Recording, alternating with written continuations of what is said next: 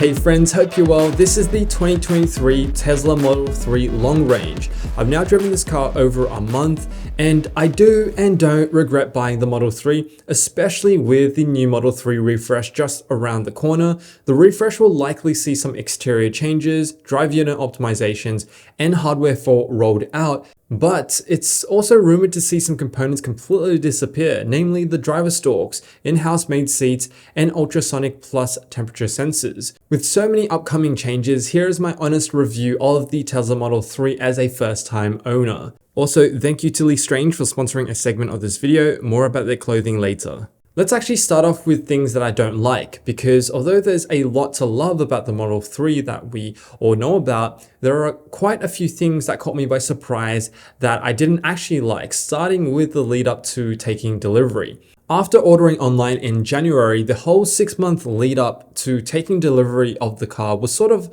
this figure it out yourself situation. The things that you'd expect to be guided through with traditional automakers are lacking here. Things like being given your car registration number, insurance, and next steps after the deposit was missing, at least in my experience. Some might love the minimalist experience, but just be prepared to go digging around for a lot of information leading up to taking delivery, like making sure you've purchased a charging adapter because they're not included anymore. Then comes, of course, Tesla's notorious quality issues like panel gaps, paint imperfections, and broken trim pieces. Particularly with the Fremont factory, it seems like it's a long-standing issue over there. I've been told Tesla's Gigafactory in Shanghai currently produces the best quality Teslas, so if you're taking delivery from that region, you should be a-okay. So like almost everyone suggests online, I brushed the car with a fine-tooth comb before I signed for it, and in fact I made a comprehensive Notion checklist I had ready on the day so I didn't miss anything. Fortunately, I didn't find any issues at all, and a month in, the car is still perfect. What I'll do is I'll share that Notion checklist down below so it helps those of you who are taking delivery of a Tesla, and I'll also share a referral link if you're looking to buy a Tesla yourself to nab a discount and free charging miles. Another random thing that had me scratching my head as an EV newbie was this loud whirring and popping sound in cold and hot temperatures that sort of happened, I think, within the first few days of taking delivery. EVs are extremely quiet, so I thought it was a defect, but after some Googling, I found out that it was the battery expanding and preheating, things that I haven't heard of in other reviews, but I think it's important to mention here so you're not caught off guard yourself. Now, driving it over the last month, the ride comfort is great. It's incredibly comfortable on short drives as much as it is for long road trips, a big part in thanks to the legendary in-house made seats that feel like cloud foam, which by the way, apparently may not be around for longer with Tesla potentially outsourcing the manufacturing of the seats in favor of cost cutting. So it's comfortable, but I just can't help but notice how stiff the suspension is. It's definitely on the sporty side of things, and it's a big difference from the silky smooth suspension of the Mercedes A-Class I previously drove. I've been feeling all sorts of bumps, potholes, and imperfections in the roads where I didn't previously feel in the Mercedes. And if you're coming from a performance car, you probably might find it a problem. The seats do counteract the stiff ride, and it helps that the Model 3's handling is amazing. It corners well, there's a ton of grip with little body roll, and it feels incredibly planted, inspiring confidence even with its really fast acceleration.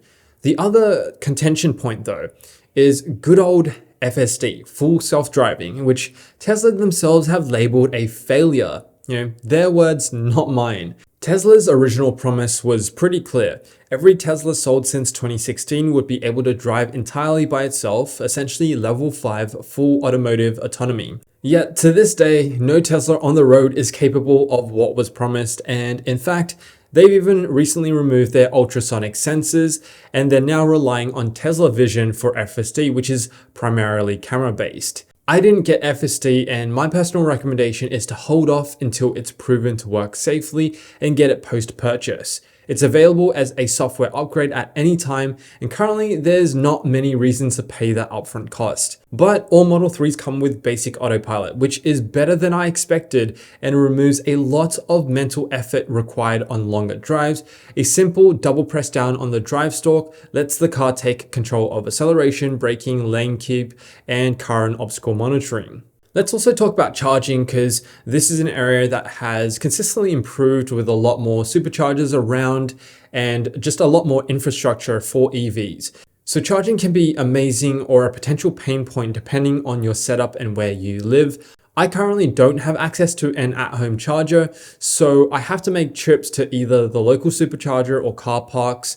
They're both close to me, so it's just about a 1 minute drive over to charge, and it hasn't been that much of a hassle. Plus, as a big perk, the car park chargers are also completely free in my area. This has been a big plus and has helped me save a lot of money on fuel, and the potential average savings are even tracked in-app.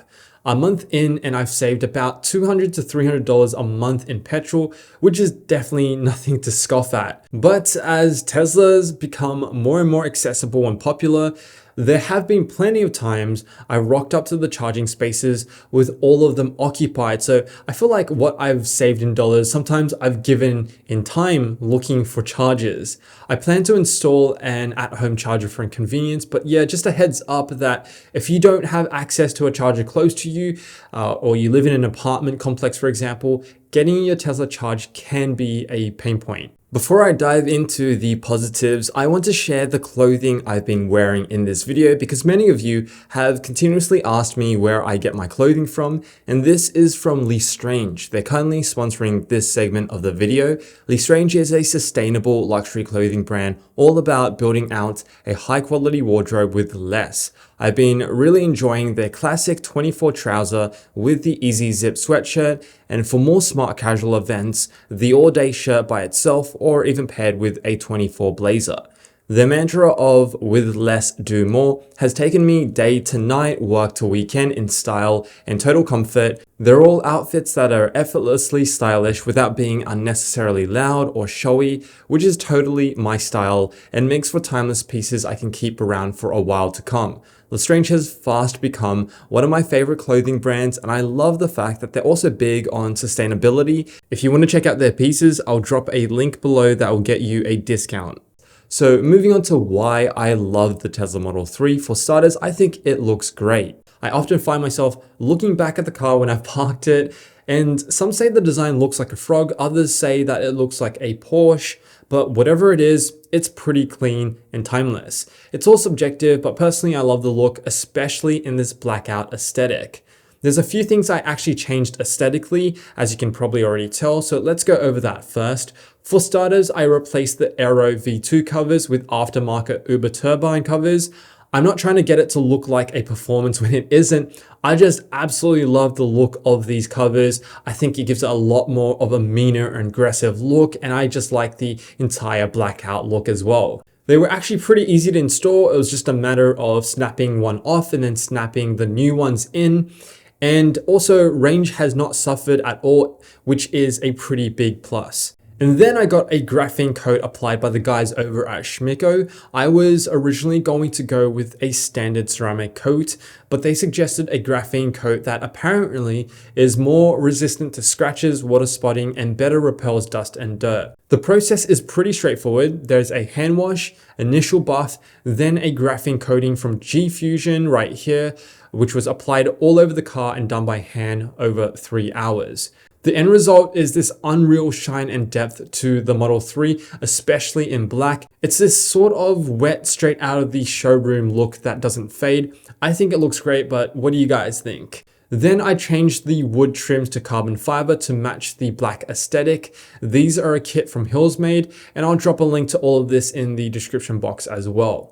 Talking about the interior, it's also something that you either, I think, love or hate. Some might think it's overrated and overly minimalistic, but it appeals to me. In the 2023 Tesla Model 3, the soundproofing also seems to have improved over previous years. It's dead quiet in here, with very little road noise, less internal squeaks and vibrations, and I think this is a result of the maturing of the manufacturing process and testament to the quality coming out of some of the gigafactories. There are a couple things that I miss, of course, from this interior, and that's tactile buttons for everyday uses like the aircon. And I do really wish there was at least a heads-up display showing the speed. I find looking down at that small text on the display to be pretty distracting sometimes. And it would be so much easier if I could just glance down at the heads-up display or even driver's dash. But hey, you adapt and eventually you get used to it. I was also worried that I'd be missing Apple CarPlay because I used to use it religiously. It's a shame that the car lacks Android Auto and CarPlay, but honestly, the software in this car is second to none. Tesla's map navigation system is one of the best that I've used, and the overall tech in this car is tremendous when paired with the snappy 15-inch touchscreen and the MCU 3 units introduced about a year ago, which contains actually the same CPU and dedicated GPU as the Model S. I haven't seen it stutter even once over the last month, and it's powerful enough to be potentially fitted with Steam gaming like we've seen on both the Tesla X and S, so hopefully it is retrofitted over to the Model 3. And the infotainment and display and UI was class leading at launch, and it still remains one of the best to this day. It takes some time to get used to, but it works really well. Basically, the tech is a big draw card, from small benefits like being able to preheat or cool down the car before you start driving, through to full software upgrades that have even enabled more range or even faster acceleration over the years for the Model 3. It's a big selling point, but I'm a sucker for good tech, as you know. I have to also touch on acceleration because it is epic. I won't dwell on it too long because it has been covered so much, but on the long range variant, it clocks in 0 to 60 at only 4.2 seconds. And I'm telling you, it does not get old.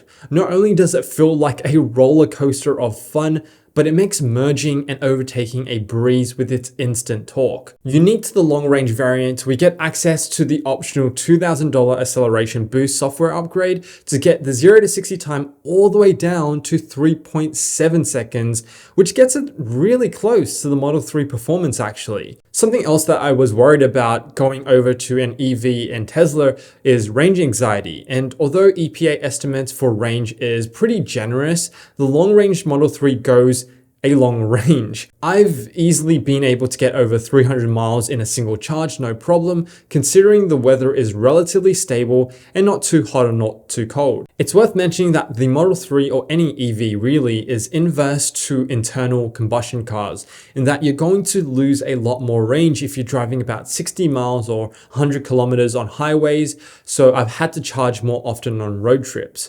But the Tesla is also really good at helping you plan your journey. Simply add your destination in and the car will tell you exactly where you need to stop and how long you need to charge to reach that destination. And then by far the most important aspect to any car is of course safety, and it's honestly one of the main reasons I went with the Model 3.